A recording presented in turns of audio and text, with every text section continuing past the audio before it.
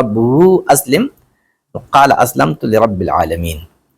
الله وای ما ته ځان په حواله کا، دی وای او ما ته ځان په حواله کو. دیتا علامه اقبال صاحب خودی وای. نو دا هله دې درجې ته انسان راسي چې کله انسان خپل ځان الله لور کی، هله زه د ځان مالک شم چې خپل ځان درکما تعالی، او هله مس خوبونه راشي چې ګوټو کم ستا د خیاله. په ما باندې کله کله ډېر غمونه راشي، کله کله ډېر خفه شمه،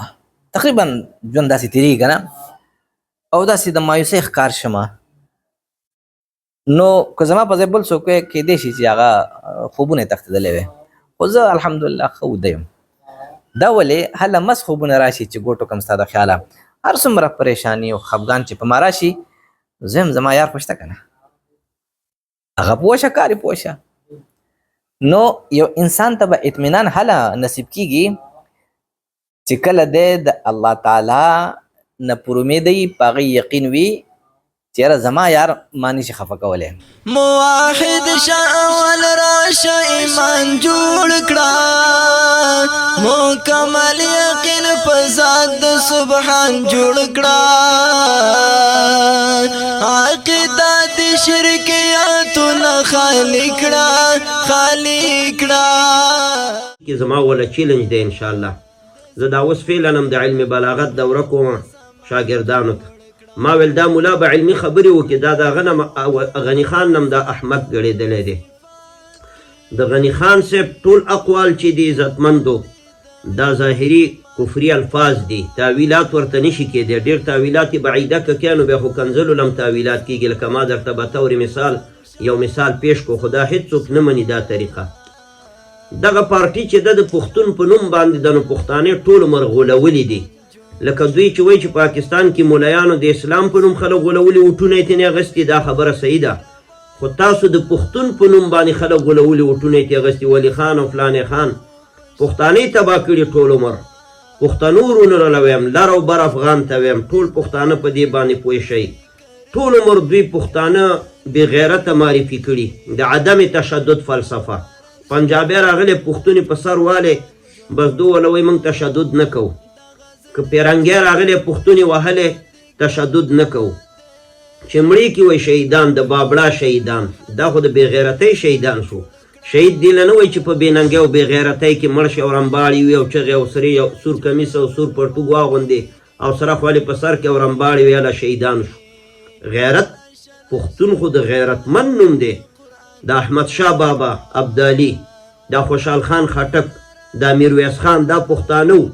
دوی پنجابیانو یا هندوانو له پراته وو چې تاسو مولی او موږ به شهیدان یو. دا اوس چې کوم پښتون چغې وایي، دا پښتو نه ده، دا خو بې غیرتي ده. ښځې راوباسي ډولونه وایي او غرضې او پرلتی وه او پلانې وه. دا ټولې د پښتنو د تباهۍ دپاره دوی دا طریقې روانې کړي د عدم د تشدد فلسفه. پیرنګیان دې بمبار کوي. د خان او دلولي خان یو خبره مې ما بله ورځ واورې، دا خو وفات شوی الله دې وبخي، خو د هغې هغه نظر باره کې یو کلیپ بیا زه کومه چې نظر یې ډېر غلط نظر ورکړی دی. نو دوی دا فکر لري که په موږ پیرنګیان بمبار کوي، که په موږ انګریزان کوي، که برطانیه مسلط کیږي، که روس مسلط کیږي، که پنجاب مسلط کیږي، پښتون به ورته غلی پروت وي. بس دا عدم تشدد فلسفه و دا خو د بې غیرتۍ فلسفه شوه. نو د دوی بنیاد غلط دی، ټول عمر یې پښتانه تباه کړي دي. غني خان بابا هم د دې قبیلې نه و، الله دې ورته معافي وکړي.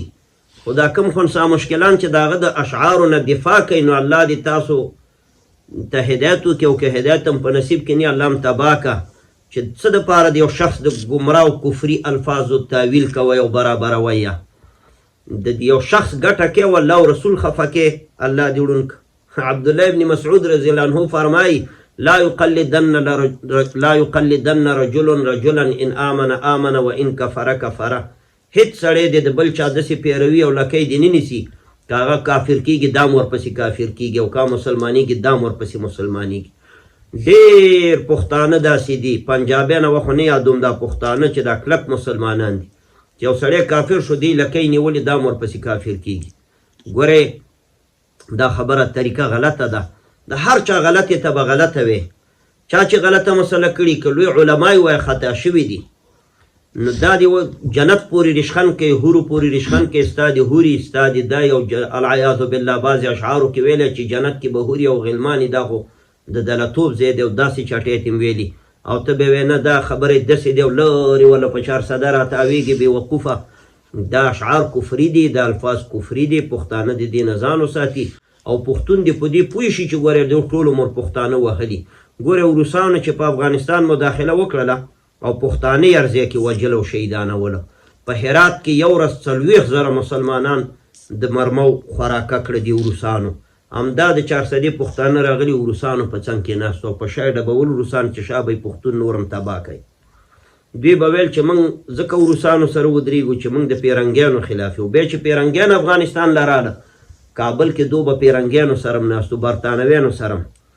یعنی دغه حضرات چې دي دا پارټي په حیثیت د یو پارټۍ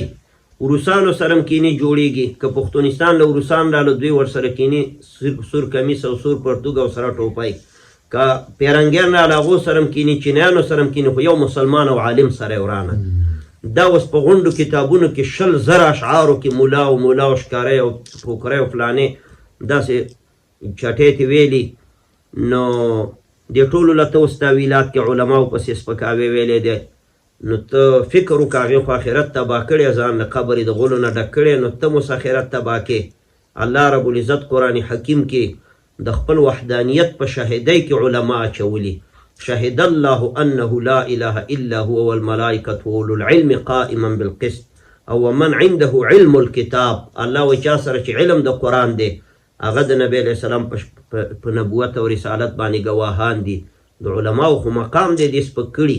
او دا خنثی مشکل وایي چې مولان په 2 قسمه دي او بیا دا دی او بیا دا دی ما ویل دا به اوس یو علمي خبره کوي نو ټولې ګډې وډې ویلې دي داسې بعضې خلک چې سپین لباس جوړ کړي او خوله خویه کړي او برېت یې ووایي اول خو دا برېت هم د انسانیت په شکل نه دي وهلي فقهاو لیکلي تفسیر جلالین باندې محشین هم لیکلي چې په پترۍ باندې برېت یې داسې د بیخ نه کټ کول دا مسلطوب دی او خنثی مشکلتوب دی دا کې به غیرت څه پاتې شي دا برېتونه دي د انسان نه دي دغه ملا چې هر څوک دی نو دا د غني خان خبرو له محمل صحیحه لټولی دی نو دا یو چا چې ګناه کړی او یو چا کفریات ویلی هغې له به کفر وی هر څوک چې وي چې پلار دی که نیکه دی عبدالرحمن بابا وی بد مذهبه دی که د پلار وي ورک دي شي نو په دې وجه باندې